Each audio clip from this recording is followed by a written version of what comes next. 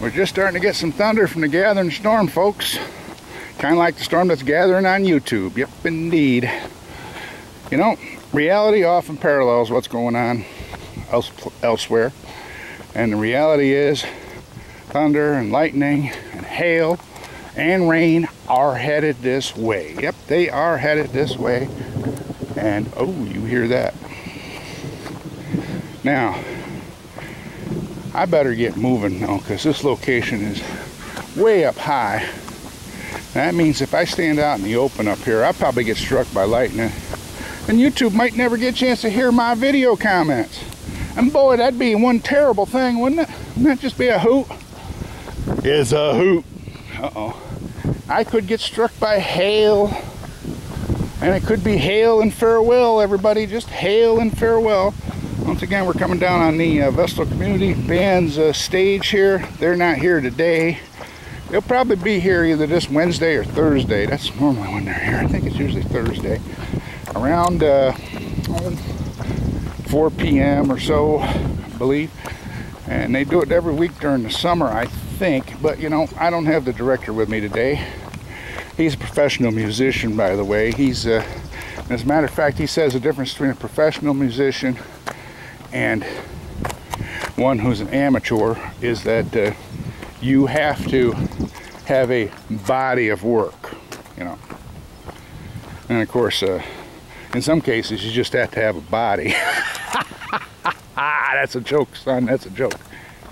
But we are in an age where YouTube actually created a grabbing litter. YouTube, and I'll tell you something, I looked at their videos out there. The videos they had on YouTube are nowhere near the quality of that Grammy album. But that's beside the point. YouTube has created opportunities for people all over the world. And it's unfortunate that democracy's come to an end because the correctness police are coming in. And they're starting to censor personal material, much less they've been censoring copyright material for quite a while. And some of this copyright material has got so much bogus claims that it's ridiculous.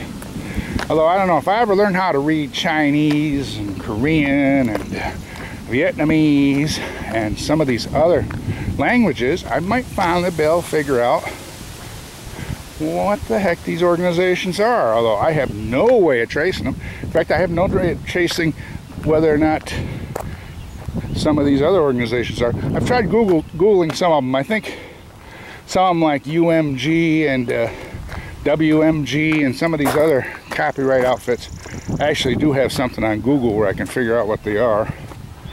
But a lot of them don't. Of course, you gotta use Google nowadays, folks. You know, for example, if you go out to Google and you Google the Clinton Foundation, you'll find that Chelsea Clinton and Melinda Gates are exactly the same office. They're both a vice chairman of the organization. And if you go out further and take a look, Hillary was a Walmart board member, so you know Walmart is supporting Hillary. In fact, I refer to her as a $6 trillion candidate because they will spend $6 trillion they have to get her in. Because there's no doubt that she is a major, major corporate.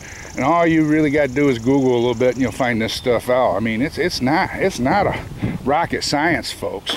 Googling is not rocket science. And in fact, computer science wasn't even considered science until the internet was invented. And even then, is it science?